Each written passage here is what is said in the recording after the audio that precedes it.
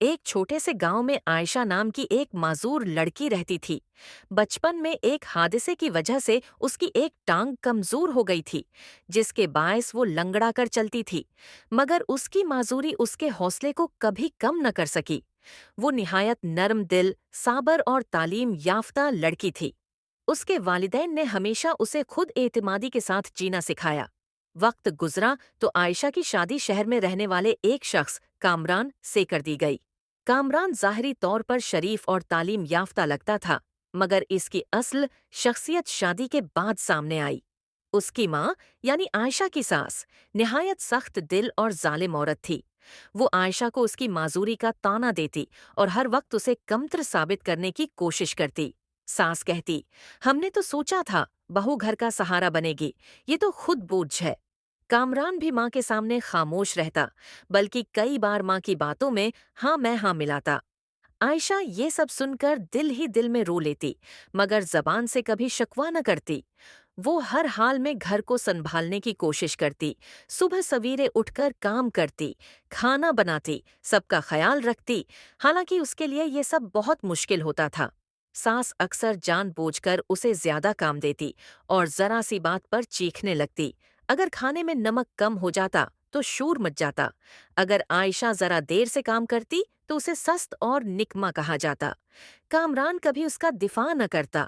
عائشہ کی سب سے بڑی تکلیف یہی تھی کہ اس کا شوہر اس کا سہارا بننے کے بجائے خاموش تماشائی تھا۔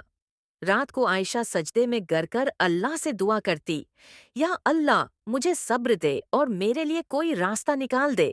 وقت کے ساتھ عائشہ کی صحت کمزور ہونے لگی۔ ایک دن زیادہ کام کے باعث وہ گر پڑی۔ پڑوس کی ایک نیک دل خاتون خالہ زینب نے اسے دیکھا اور فوراً مدد کی۔ خالہ زینب نے عائشہ سے ہمدردی سے بات کی اور اسے سمجھایا کہ ظلم سہنا بھی بعض اوقات ظلم کو بڑھا دیتا ہے۔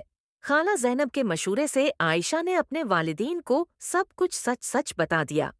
والدین پہلے تو بہت دکھی ہوئے، مگر پھر انہوں نے ہمت سے کام لیا۔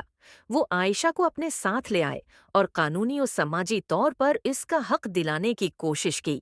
جب کامران اور اس کی ماں کو احساس ہوا کہ عائشہ اب خاموش نہیں رہے گی تو انہیں اپنی غلطیوں کا اندازہ ہوا۔